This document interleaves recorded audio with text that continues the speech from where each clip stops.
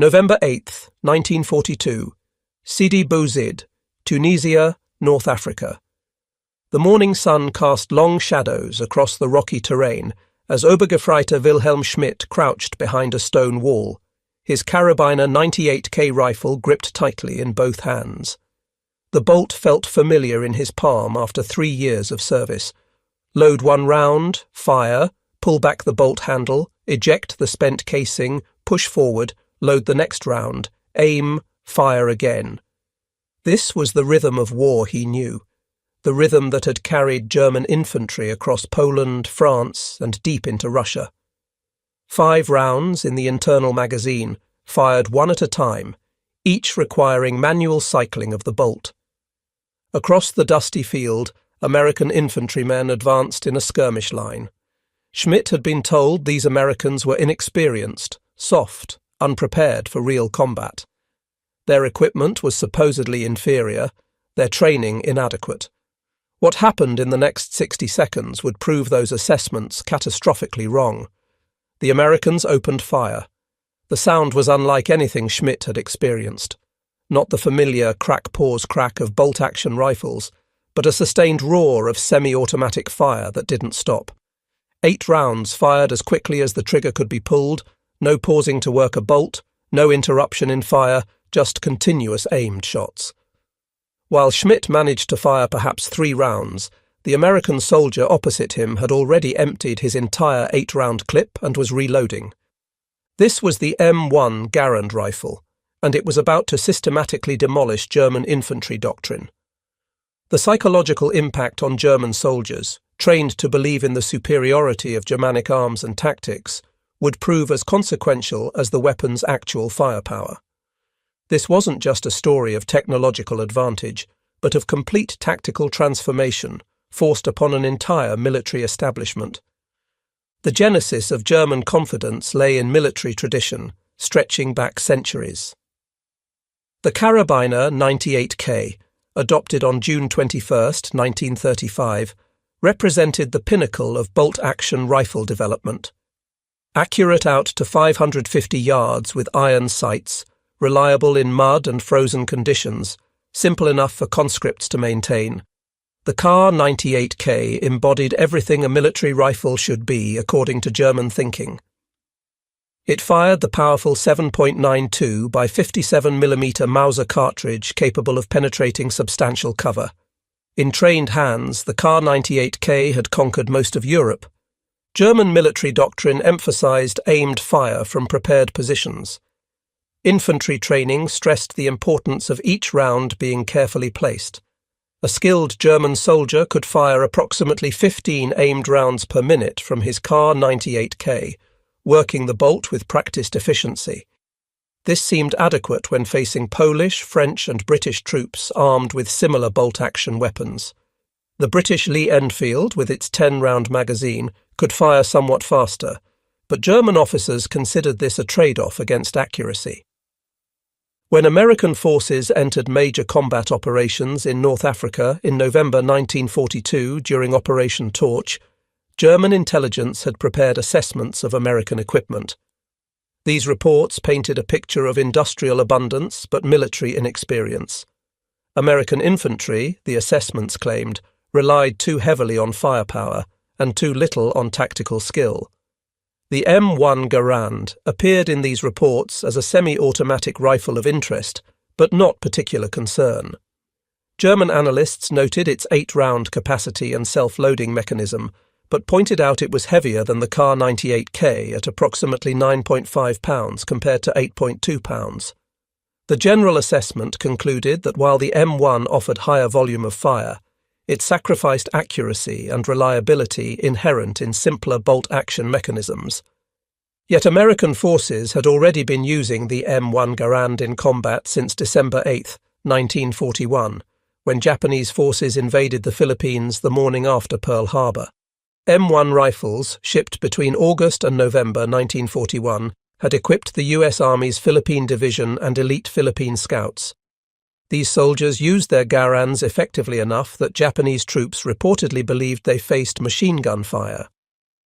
General Douglas MacArthur cabled in February 1942 praising the rifle's performance in the dust and dirt of foxhole fighting. By the time German forces faced Americans in North Africa, the M1 Garand had proven itself through nearly a year of brutal jungle combat. The reality encountered on North African plains shattered German assumptions with brutal efficiency. Schmidt's unit established defensive positions, expecting to stop American advances with disciplined aimed fire. When Americans attacked, the volume of return fire was massive. Not machine gun fire, which Germans expected and knew how to handle, but rifle fire. Continuous, sustained rifle fire. German soldiers would fire, work the bolt, acquire the target again, fire.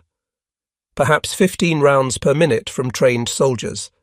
But each American was firing 30 to 40 rounds per minute, hitting their targets. Germans could not suppress them. Every time they raised their heads to fire, multiple rounds came back immediately. The mathematics were undeniable.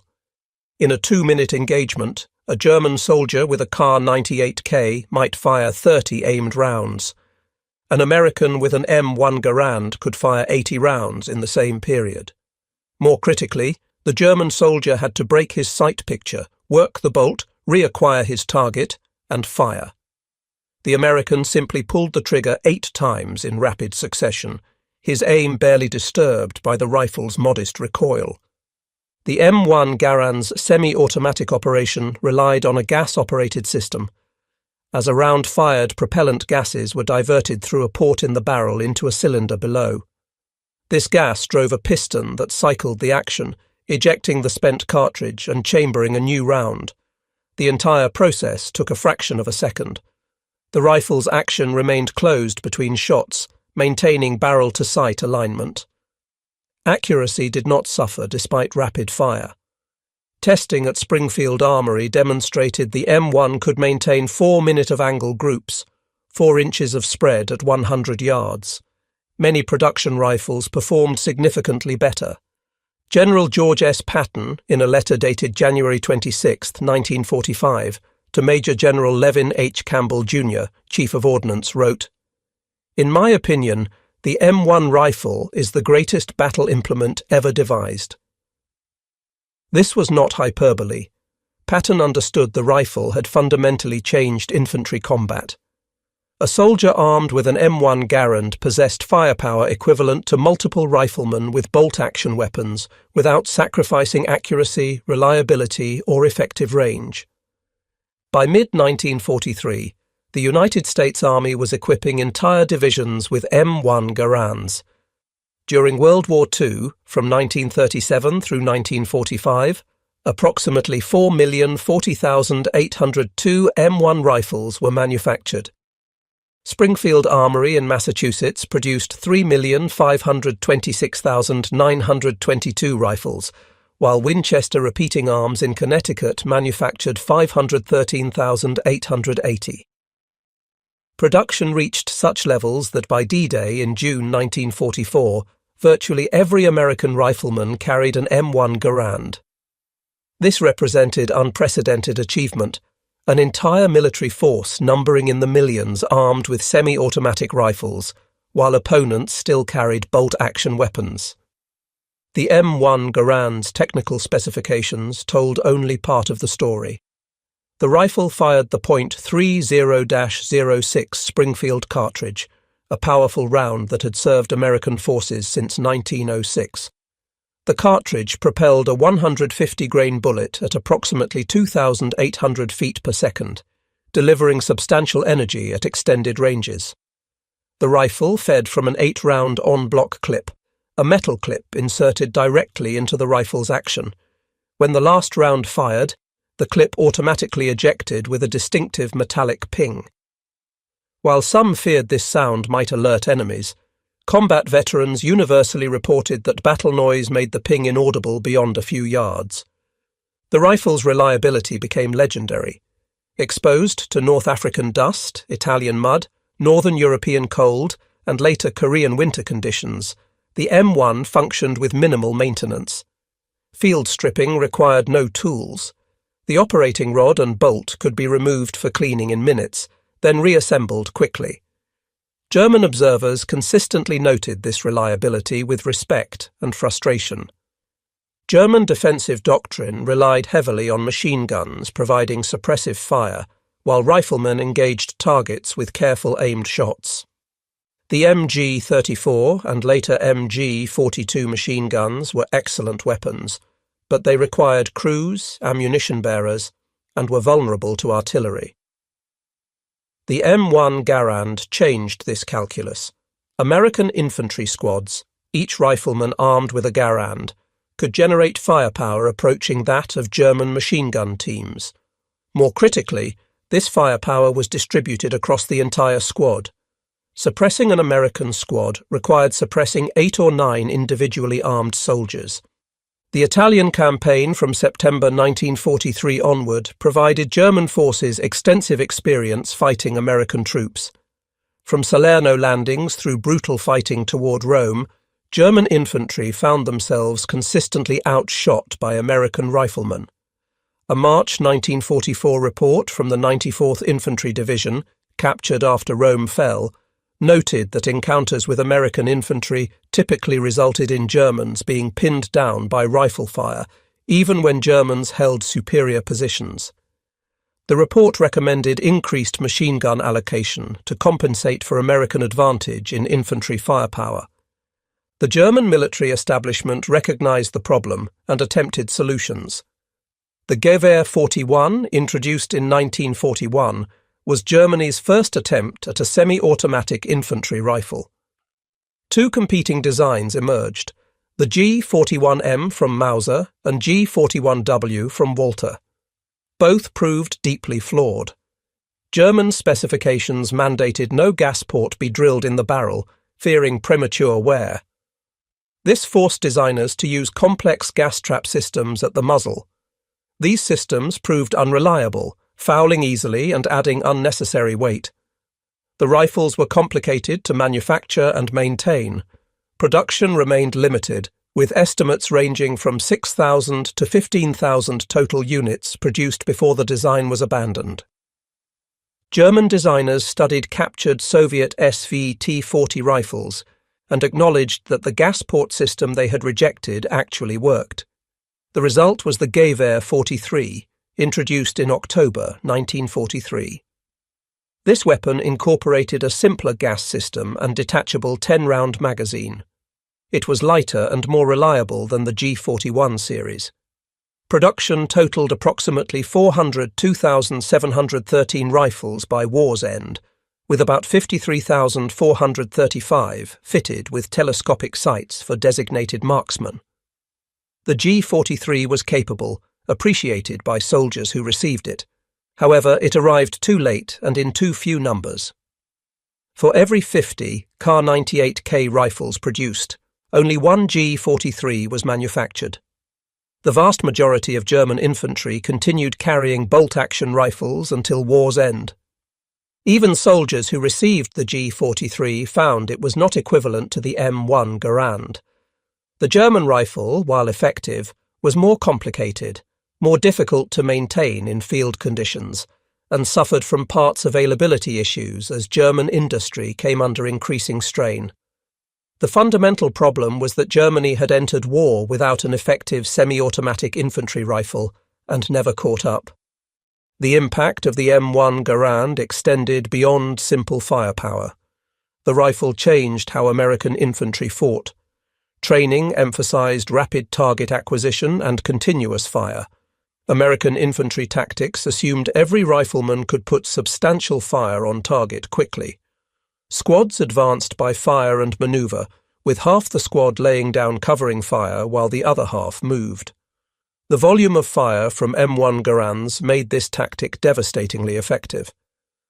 At Omaha Beach on June 6, 1944, the 352nd Infantry Division defended fortified positions on the bluffs. This full-strength 12,020-man division occupied what should have been nearly impregnable positions with excellent fields of fire, reinforced concrete emplacements, and interlocking machine gun positions. When Americans reached the base of the bluffs, their fire was overwhelming. Every man had a semi-automatic rifle and used it continuously. German defenders could not maintain aimed fire because incoming rounds were too numerous. Machine gun crews were targeted by dozens of rifles simultaneously. The Normandy, fighting in June and July 1944, provided German infantry extensive exposure to American firepower. In confined hedgerow spaces where combat occurred at ranges under 100 yards, the M1 Garand's rapid fire proved decisive. Traditional German tactics of a few riflemen covering a position while others manoeuvred no longer worked. Covering fire from M1 Garands was too heavy, too sustained, forcing German troops to keep their heads down. Statistical analysis conducted by the U.S. Army's Historical Division after the war, examining after-action reports and casualty data, revealed that American infantry squads inflicted casualties at rates significantly higher than expected based on their numbers. While many factors contributed, including artillery, air superiority, and logistics, the consistent advantage in infantry firefights pointed clearly to the M1 Garand's role. American infantrymen could expect to win engagements even when outnumbered, provided they had reasonable cover and adequate ammunition. The German Army's solution came in the form of the Sturmgewehr 44, the world's first true assault rifle. Firing an intermediate cartridge, the 7.92 by 33 mm Kurz, from a 30-round magazine in either semi-automatic or fully automatic mode, the St. G44 represented revolutionary thinking. Approximately 425,977 were produced, mostly in 1944 and 1945. But like the G43, the St. G44 arrived too late and in insufficient numbers. Most German infantry never saw one. Those who did often lacked adequate ammunition as Germany's industrial capacity crumbled. The M1 Garand's technical evolution began long before World War II.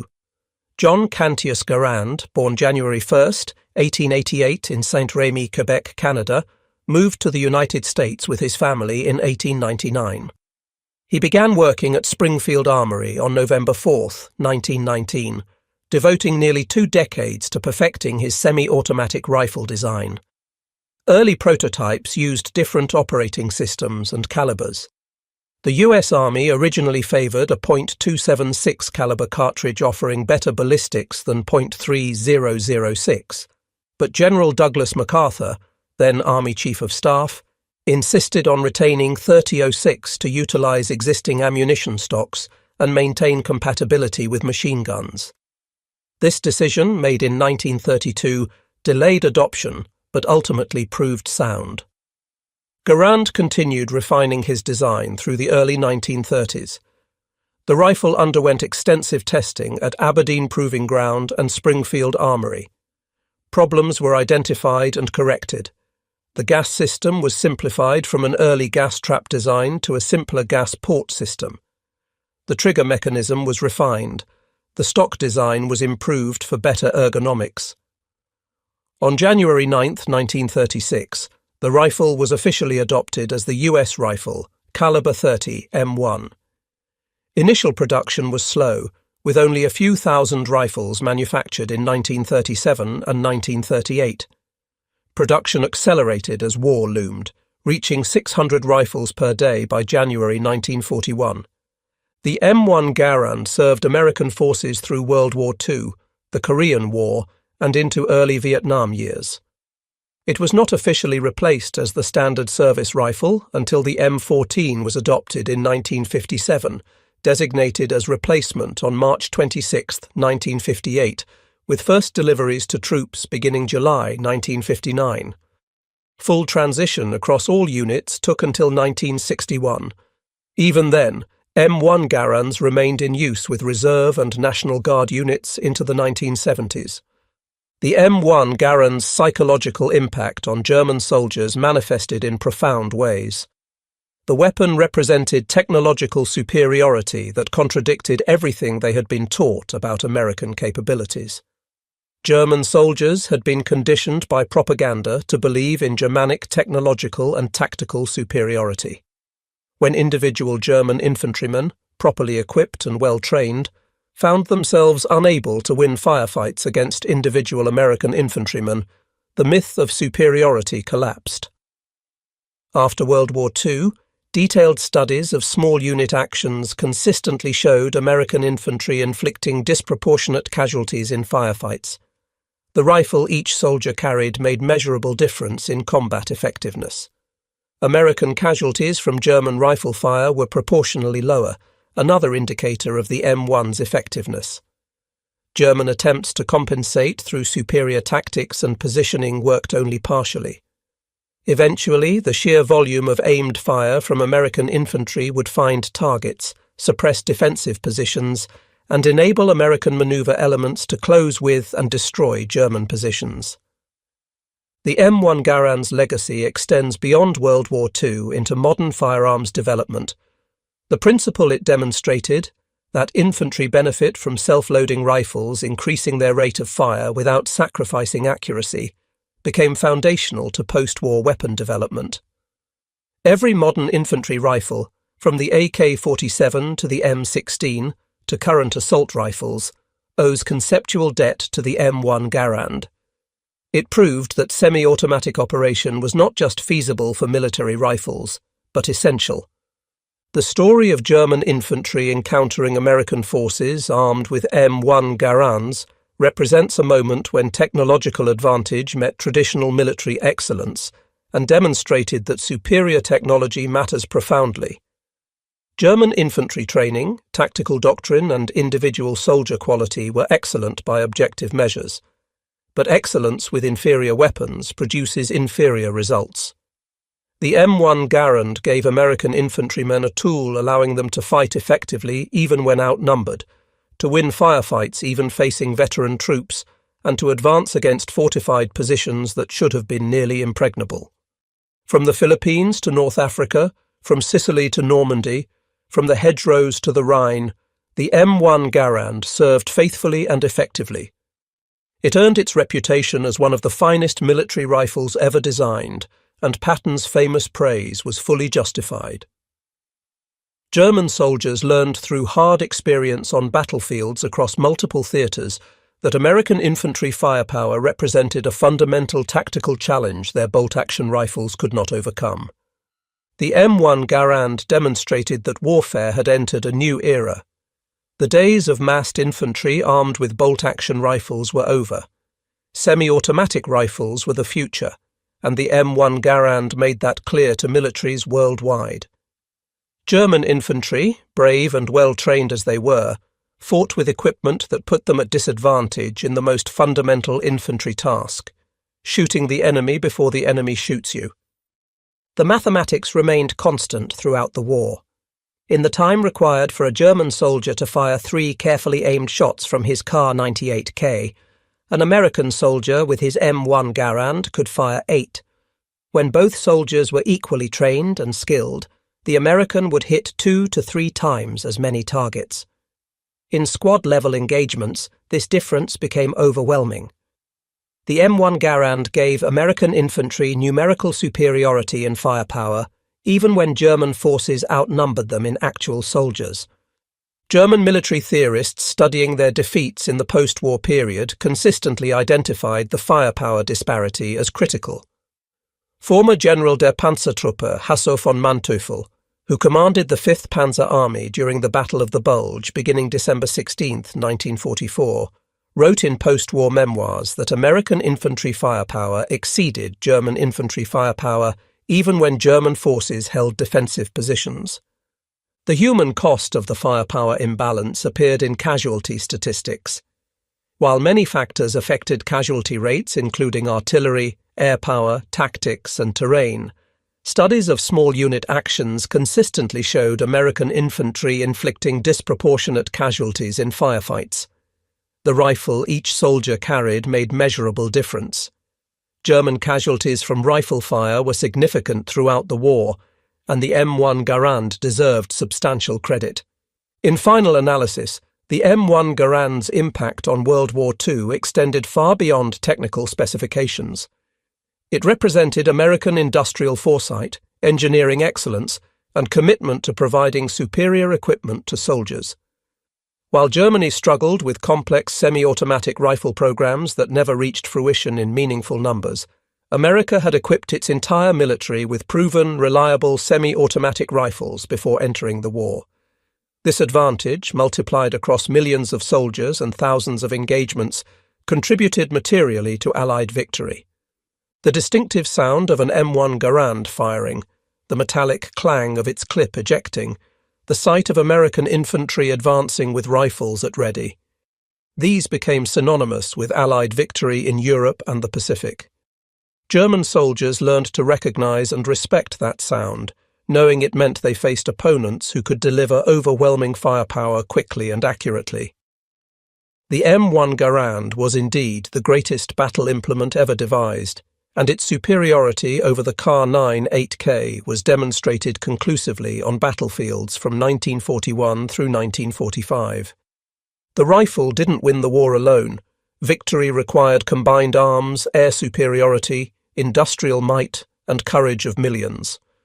But at the squad level, where soldiers actually fought and died, the M1 Garand provided clear and measurable advantage that German infantry could not effectively counter. That advantage made difference in countless engagements, saved American lives, and helped bring the war to swifter conclusion than might otherwise have occurred. The M1 Garand stands as testament to what properly designed military equipment can achieve. It proved that investing in soldier capabilities, giving them the best possible tools, pays dividends in combat effectiveness and mission success. The rifle served American military for over 2 decades, equipping soldiers in 3 major conflicts. Its influence on subsequent rifle design continues to this day. For German infantry who faced it in combat, the M1 Garand represented an unpleasant lesson in technological reality. Superior equipment in skilled hands makes profound difference in outcome of battle.